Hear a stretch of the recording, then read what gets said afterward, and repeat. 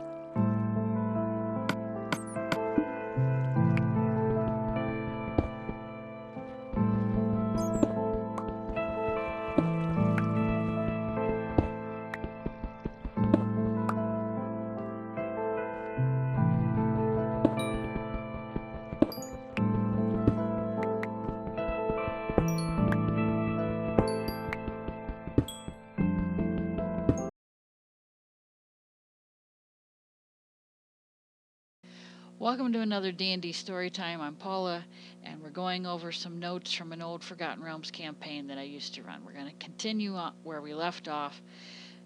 Sticks and Toast said a thief named Bree up with protection from Carter in exchange for more info on Carter's Guild of Thieves. They found out that there was a beholder under the city, and they never investigated that. Bree is now in the Knights of Blackheart in Thaymount with a cursed Geas ring on. He named the guild members Ellen Theodensi, Mark Ramson, and Tillman Drydorf. Then we jump to 3/23/2005. Zion tried to tell an evil man that Ivor had a red orb of dragonkind. Now, keep in mind, the player playing Zion was a young teenage boy. So he wasn't thinking straight, doesn't have much common sense. An angel locked Zion in a gem. A man told Zion to meet him in the cemetery at midnight. Zion got there and was commanded by Asmodeus. Darcel saw Zion, and he instantly knew that he had met the Creator. Deities, that type of stuff. Darcel was having with a wench in the inn, and the party and Zion and Ivor made note of that. Fluffy, who is the dire wolf that Ivor bought from Underdark, Fluffy talked to Welby and Ivor, but she talked to no one else. And I wrote that Fluffy growled at Zion every time she sees him. Welby and Styx go to the nobles' party at Hawkwinter House. Styx and Carney got a job at the Halls of Hilmer, and they also got to stay at his mansion. Ivor went to jail.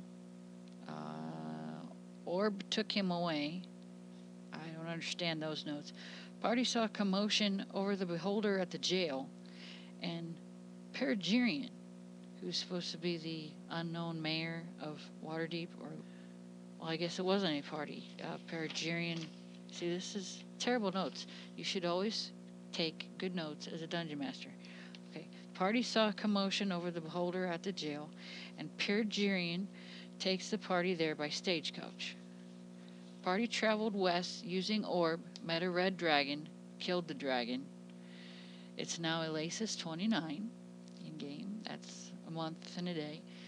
Party met Drizzt the Warden and elves, and the party and Drizzt the Warden board a demon boat, which is part of the Paladin in Hell adventure. I said in my last video that you can take advantage of pre-made adventures and just make them your own. Paladin in Hell is a TSR adventure that I used. It wasn't 3rd edition, and this game was 3rd edition, but I did alter it to my liking. A character named Holby joined the party. I believe that was his character. Holby and Kratos died because Holby shot an arrow at a sphere of annihilation. Oh, I remember that. We were... Okay, so sometimes you have characters that are not thinking straight, and they might know what an item is, but they don't care because they know that their character might not know what that item is. And it's this black sphere on a pedestal. It's like a black marble orb, and it's radiating magic. And Welby, the rogue in the party, he sees it, and he's standing there with Fluffy, the big direwolf. He's a halfling thief, and Fluffy the direwolf walking in this room of the boat, and they see this black sphere that's emanating magic on a pedestal. And I might be repeating myself, but it was so funny because the character knew what it was because he gave me the adventure book to use, but at the same time he purposely did what his character would have done. Holby and Kratos died because Holby shot an arrow at it, so he died. Then Welby, either the character didn't know being his own adventure book, or he just was playing what his character would have done. Welby walks up, puts his bag of holding, the thief halfling puts his bag of holding around the sphere of annihilation.